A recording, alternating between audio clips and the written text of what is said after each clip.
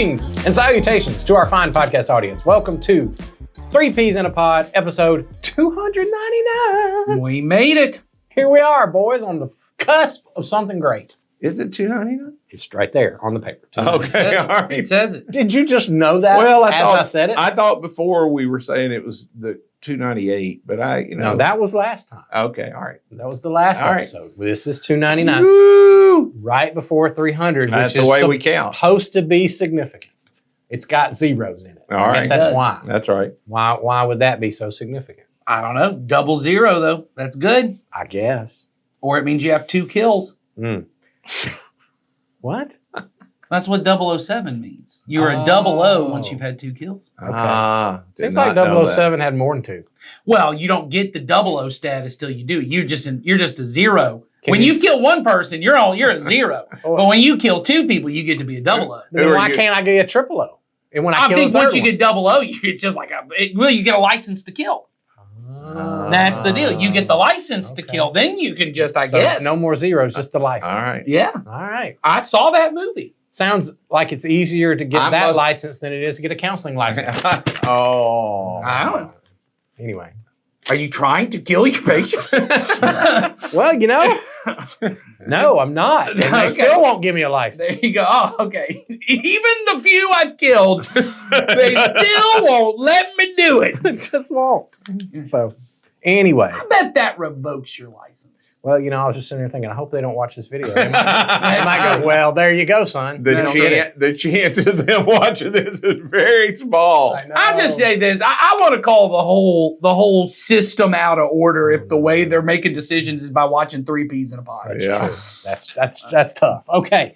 All right. So, by the way, we are joking about the significance of the 300th episode. However, it will be a significant episode next time because we will be making a very important announcement about the podcast. Ah, yes, that's true. It is true. We had just discussed and we have made a plan and we will be announcing some changes. Yeah, this is how important you know it is. We made the decision about 5 minutes before we walked in. Yes. It's real important, but We have planned deeply. yes, but you should be here for it. Episode should. 300. Episode 300, we will tell you about some exciting changes we are planning to make to the podcast. That's true.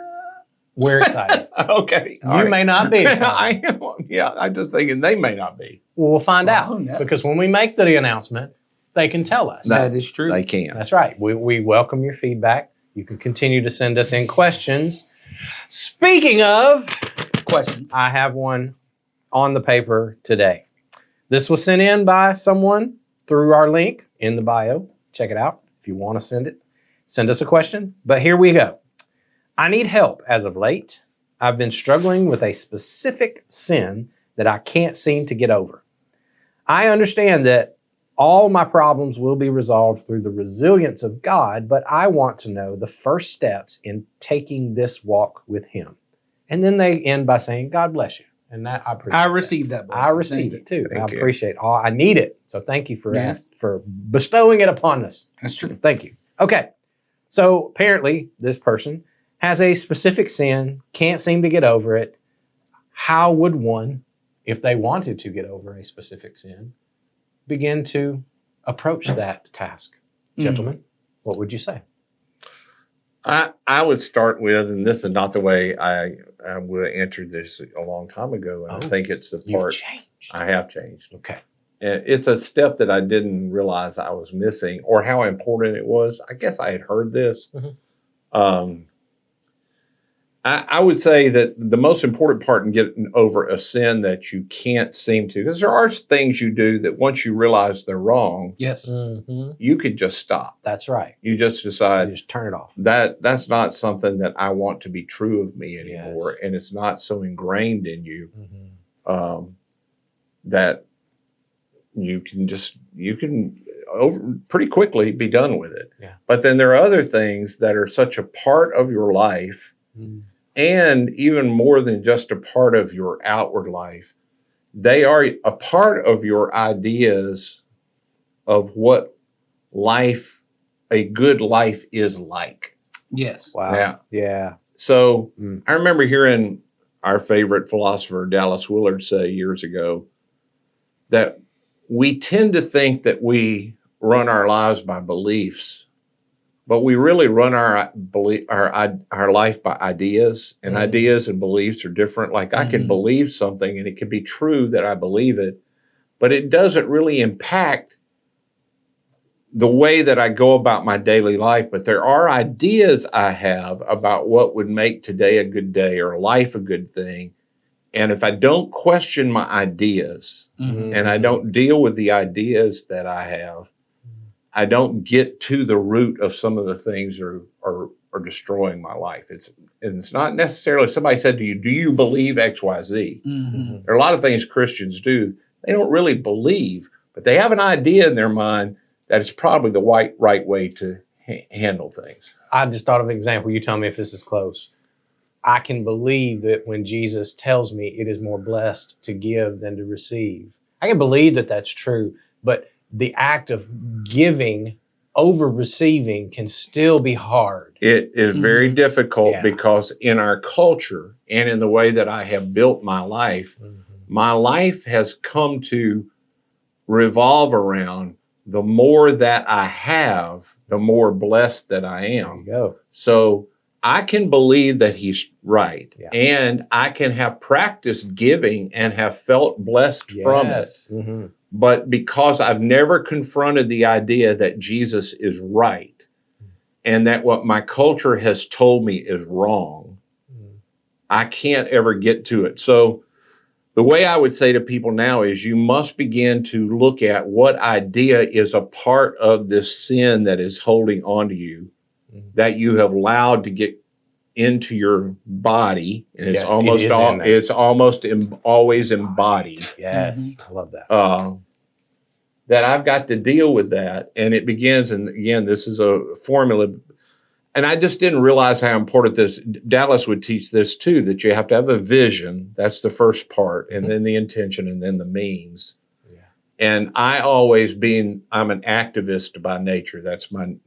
I would always go to the intention. I have the intention to stop doing this, and I can figure out means to stop doing it. Mm. But the vision is where I work on the idea. I must have a vision that doing what God has asked me to do will lead to a better thing than what I am doing. Yeah. Mhm. I must create. So, for instance, I'll get at one that is a big one, and maybe for men and women, I've dealt with this mostly with men, that I can't stop lusting after women who I don't have the right. Sure.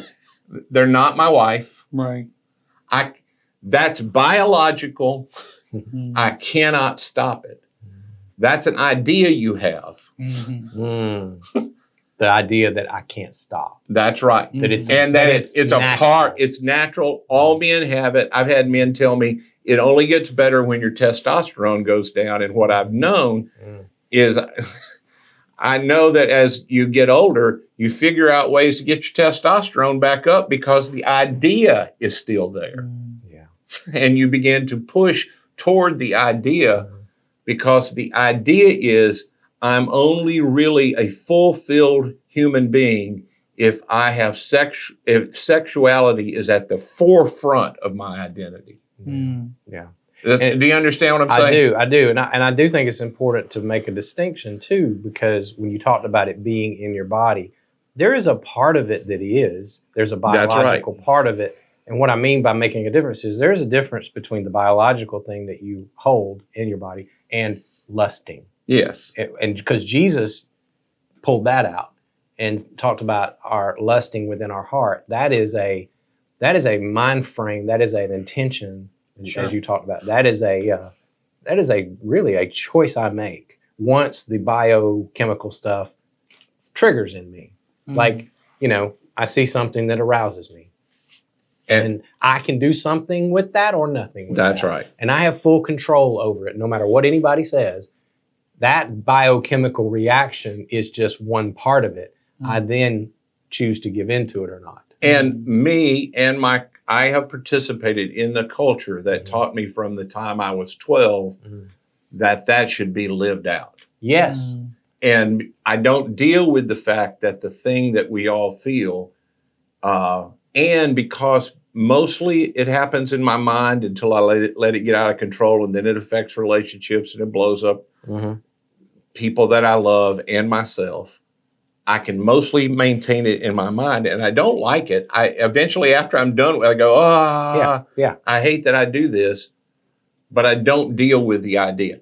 The one I give you that everybody would readily see is people that have never been addicted to a substance can't understand why people who are addicted to a substance can't do it. And it's because, and it's what people mean in programs where they get to their bottom. What they mean when they get to their bottom is, I have finally got to the place that my vision is clear.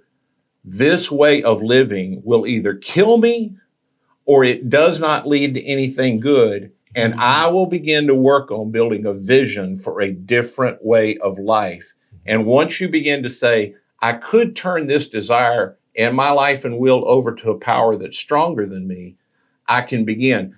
But nothing on the intention and means works very well until you get that's why people say it's in 12-step programs. They talk about particularly for Christians, it's a Christian 3-step. I'm sorry. I admit that I'm powerless. I confess my need for God, and then I do it again. And then I go back and, I do that little 3-step over and over and over and over and over again. Yes. It's the intention and means will not get you there. You must at some point on a besetting sin get to the place that you say, Jesus is right. And I can imagine a life where I wouldn't have to lust after everything sexual that is not right for me. That a life other than that is better and will lead me to ultimately what I want more than I want this. That's part of the vision that I think is important. That's right. Is I want that vision more than I want any of that other stuff. That's exactly right. Yeah, and it drives me. That's what I would say. But then there is the other part. So I don't know. Y'all have thoughts you want to say about the vision part I was just talking about, or does that not make sense? Or No, I think what you said makes sense. I don't know if that's where it starts, but I do think that's part. I don't know. I don't know. I just don't know. I was trying to reckon with where it starts. Honestly, I don't know. I don't know where it starts for everyone. I do think part of the thing that you said when you were talking about the Christian 3-step, the part that I think I probably would get to on that is I don't think most Christians do think they're powerless against it.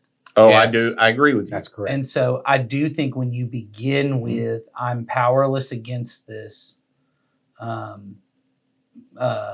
actually think almost everything becomes more clear. I think the moment I admit this is something I do not control, because it really feels like you're controlling it. I can start and stop when I want. Yeah, I think you're right, Nathan. I think that's a better. I don't know if which one's the start. I just mean I think at some point when you talk about vision, intention, means, part of my vision has to be I'm powerless to this, and I think people who are, because it's just that's all a part of my story. I think it's important to mention too something you said earlier about there are some sins that just a better vision, it gives me the intention immediately. So the moment I get the vision, that's not wrong. So there's some sins I get where I have a vision. When I'm yelling at my kids, and I go to church, and they're like, hey, there's a gentle way of doing this, and I go, oh, that is right. And I want this. And so I go home with a better practice of, I'm not going to yell at my kids anymore, right? But then there are some of us, and I think this is what you meant about the idea of ideas. There are some of us, none of us want to yell at our kids. None of us, I think, until the sin has really fully wrought itself on me. None of us want to be a person who is either promiscuous with our sexuality or can't control our eyes sexually or any of these things. But I do think your point about the idea is correct, which is I do think the goal of I'm a person who doesn't say no to myself, that idea is so much stronger at hold with me that I am willing to do bad things to get what I think is a good result. And I think that's an idea that has to be dealt with. And so some sins are just immediately I'm able to get over, but each of us has a different sin. In the historically, it's not in the Bible, but traditionally the church has had, there are these 7 deadly sins. Right. And the reason that is because these are what they would refer to as vices. These are the things that aren't, I'm choosing to do it. There are times where I'm in an argument with somebody, I'm in an argument with my wife, and it isn't something takes over me. I'm intentionally choosing. I know in that moment, if I push this button, it'll get me what I want. It'll rile her up a little bit. I'll get what I want. Something didn't take over me. I just say it. And I could have chosen better. But then there are other things in my life, certainly in my past, where it was like it was raining, as the way the Bible would say. It would control my thoughts. And if that's what you mean by a sin that has gotten on top of me in the way that every decision I'm making is when's the next time I can take a drink? When's the next time I can look at pornography? When's the next time I can, whatever the thing is. I'm arranging my day around it. Or I'm not rearranging it towards something else. Yeah, I'm not actively rearranging it towards something else. Then I probably I'm not willing to admit I'm powerless over this thing. Mm-hmm. And when someone is powerless, they either, in any situation, if I'm powerless, I either become completely hopeless, which is one option. Mm-hmm. I mean, and there are people who end up completely hopeless and then just give themselves over. I can never change. I can never get better. Because there are people, as you mentioned, who hit rock bottom, and it does become clear. Yeah. My life is worthless based on what that's right. How they see it. And they go, I'll never get better. I might as well just drink myself. I might as well. Or I might as well throw myself fully in this. Yeah. But then what people do on the other side is if I become clear I'm powerless, then I need a power who is not me to give me power to step in. And at that point, it's not just turning to God. It may be turning to someone else and having to confess the sin and say, I can't get over this. And then they begin to help you with the next part, which is they help you get a vision for a different kind of life. Yes, they come into my life and say. Yeah. The way I've said it to people that I work with in addiction circumstances and in counseling, because I not only deal with that, I help family members, loved ones of addicts. And I always say, I said, the sad part that you're going to have to live through is this will not change in your loved one until they finally come to the place where they will, and it's the powerless thing, they will say, I don't know how to do it. I don't have a plan for it. Yes. I don't have any hope of creating a plan for figuring this out. And so if you have a plan, I will trust your plan. I don't even know if it's going to work, but your plan's better than mine. Give me your plan. Mm-hmm. And I surrender myself to that plan. It's when folks finally check themselves into a long-term program after a long bout with it and finally just walk in saying, I sign away all of my right to choose. Yep. You choose for me for a time until I can learn a better way of choosing. That's when those really hard besetting sins get changed, is when you come to that place. And I know I'm using an extreme example of addiction, but it is the same. It's when I understand, I've been trying to do this. I've been saying I wanted to be done with this for a long, long time. I haven't been able to accomplish that on my own. Apparently, I don't know how to do this. And so, can you tell me how to do it? Yep. And whoever you is, hopefully it's a brother, sister in Christ, or the scriptures, or you working it out with the Spirit of God and just leaning into whatever that plan is. But that is the surrender piece that has to be there. I also think, and I was thinking of this as you were talking, Ed, it's the same thing you said, but this is probably a cruder way of saying it. Is it, you got to have a want to. Yeah. There must be, we point back to when Jesus encountered the person he was about to heal, and he said, do you want to get well? Yeah. And people go, how do you ask a silly question like that? Obviously, you want to get well.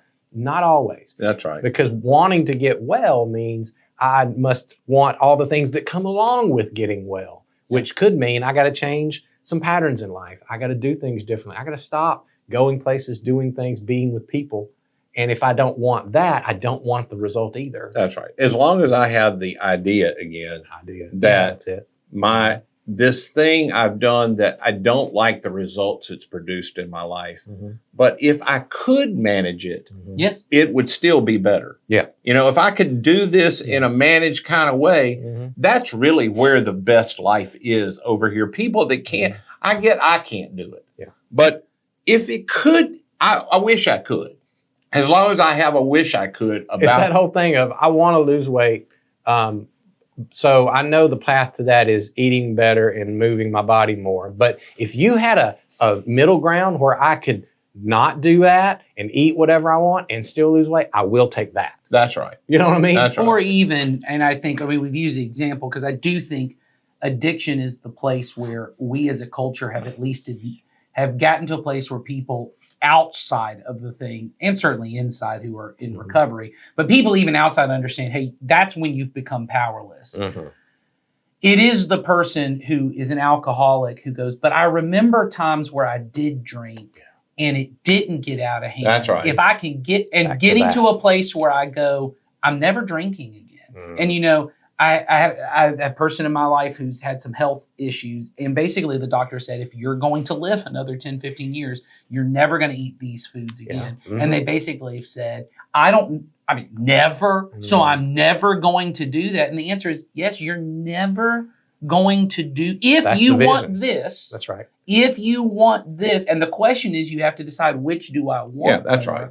And can I even hold a vision of a good life Right. that doesn't involve those foods? Right. And Is that possible? And so then when you get to the means part of what Ed was talking about, that's really where it becomes clear whether you have a vision and whether you want the vision or not.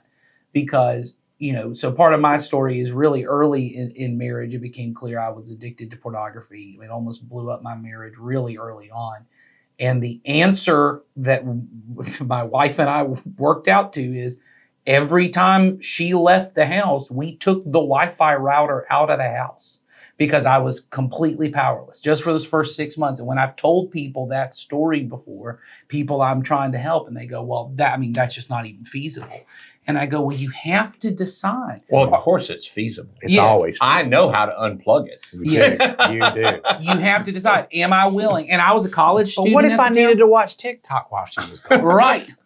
Or it was, you know, and still for me today, because it's just part of us staying healthy. I have a screenshot software that goes, every device in our home is this way. And I give it to other men in the church, have access to this, and saying, you get to now have access to this part of my life. And the question you have to get to is a life that looks like that something that you would be willing to say, and whatever it is for your particular thing? Is it that there's a person I'm willing to confess every time I lose my temper, and I'm willing to allow them to get in deep into, and why is that you keep, what was it about the conversation that made you blow up? Because it probably isn't there. I know men who are comfortable and women who are comfortable becoming angry. None of us want to live angry. Well, again, you talked about this a little bit in a thing you were teaching us in a setting not long ago, where you talked about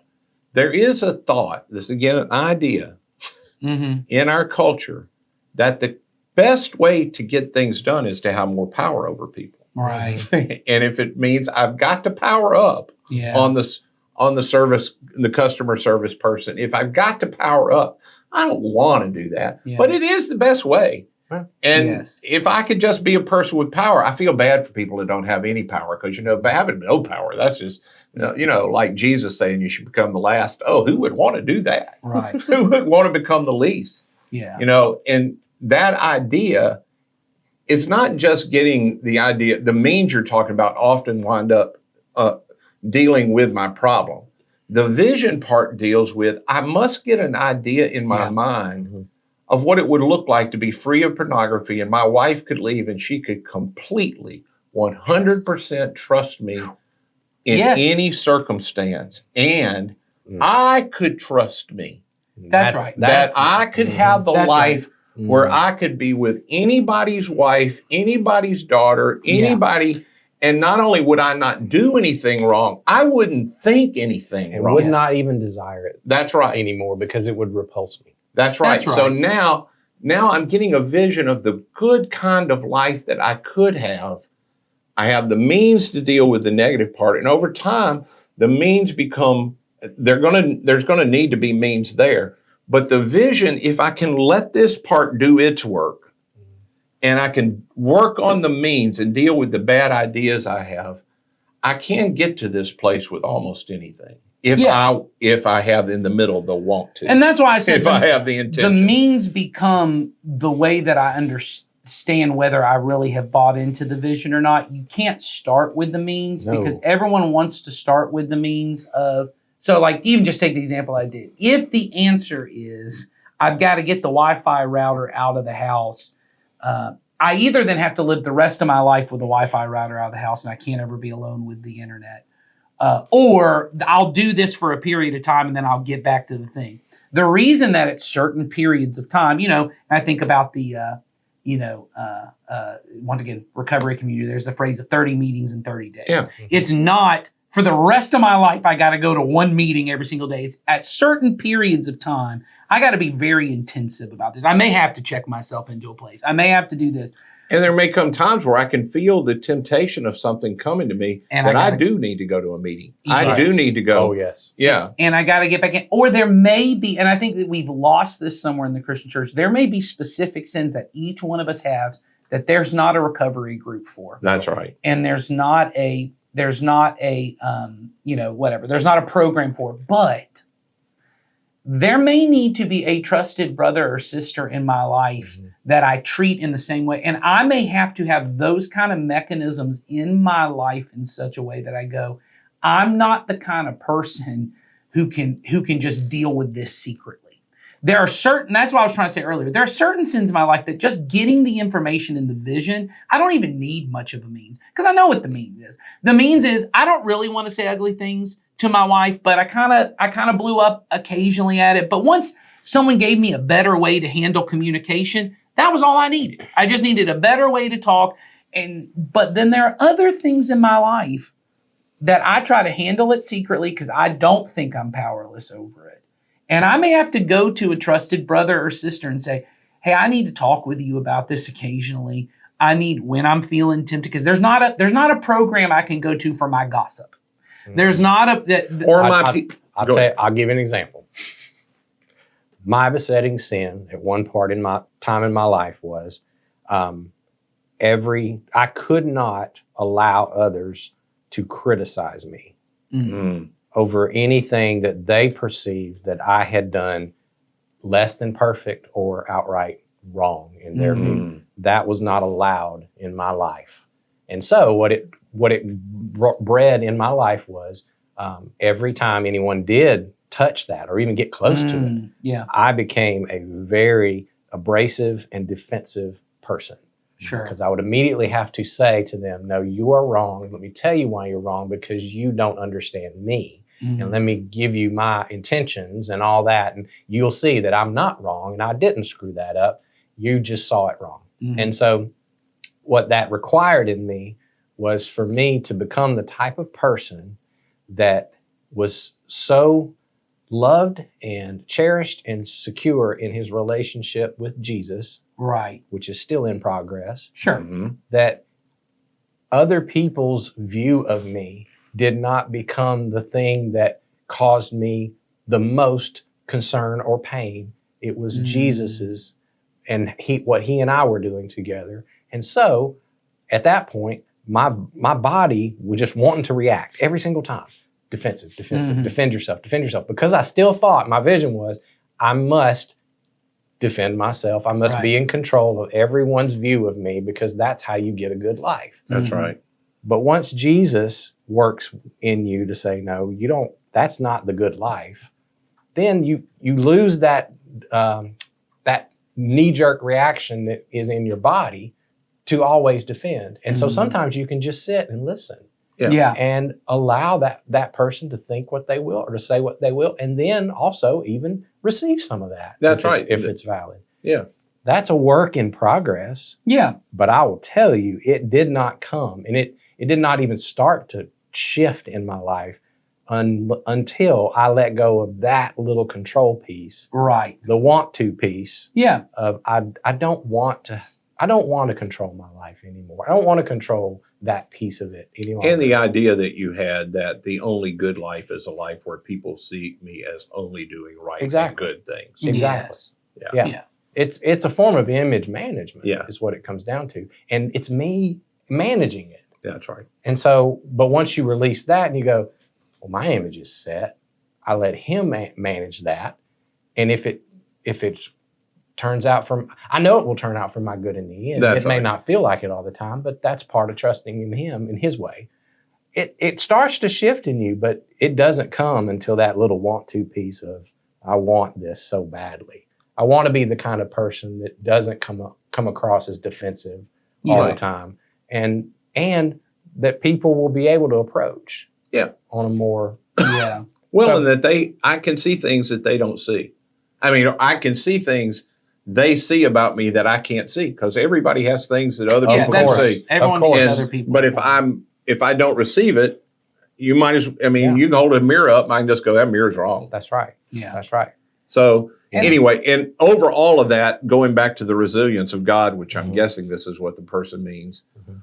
none of this for the follower of Christ is done outside of us Yeah. knowing that Yeah. the power and grace of God, which is Mhm. His doing on our behalf what we can't do for ourselves, He will give you the power to do all of this. Create a Absolutely. vision that's better, Yes. find the means that are better, find the people you can confess to. If indeed you want this to happen, Yeah. you turn to Him, He will, and there's no shame with Him. No. There's Yeah. there's no way that He's going to feel bad about it. He already knows everything that's going on anyway. He knows the ideas you have that are off track.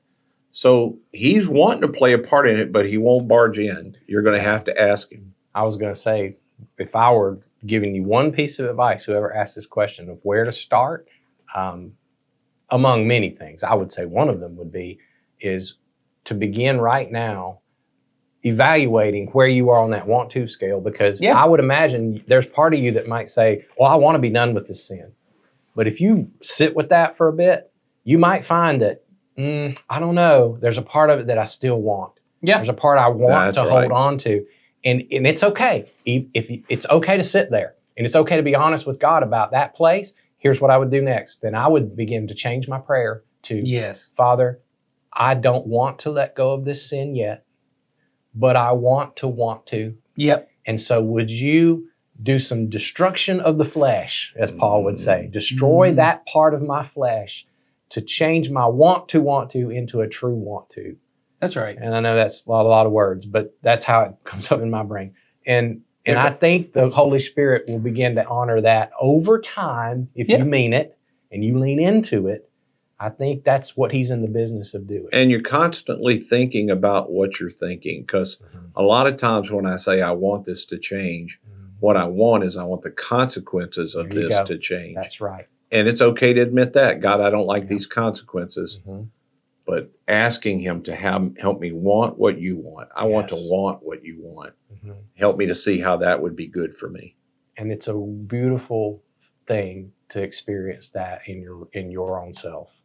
I used to not know what that meant when I was younger, but I think I've tasted a little bit of that in my later years, and it's a beautiful thing. I do think that's what it means when we talk about having,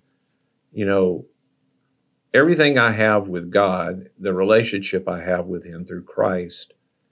I certainly have it through the scriptures and what I've been taught in the church and with other people.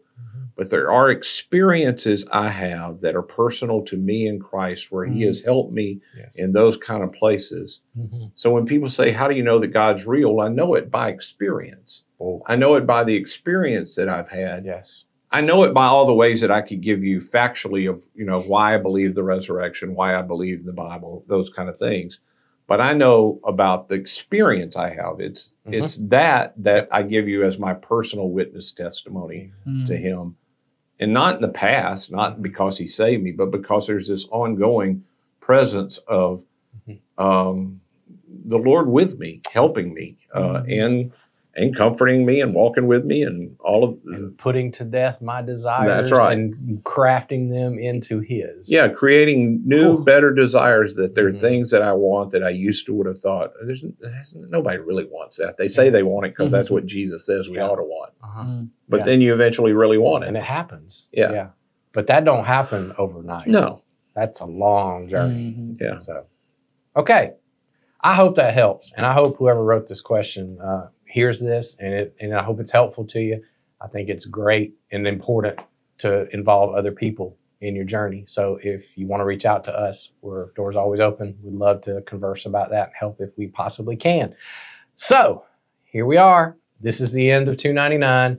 When we come back, episode 300 with the big announcement. Huge announcement. So you don't want to miss that. So Charlie, will that be next week? Yeah. Okay. So Charlie says it'll be next week. So you only have to wait 7 days. So until then, we'll see you then. Bye-bye.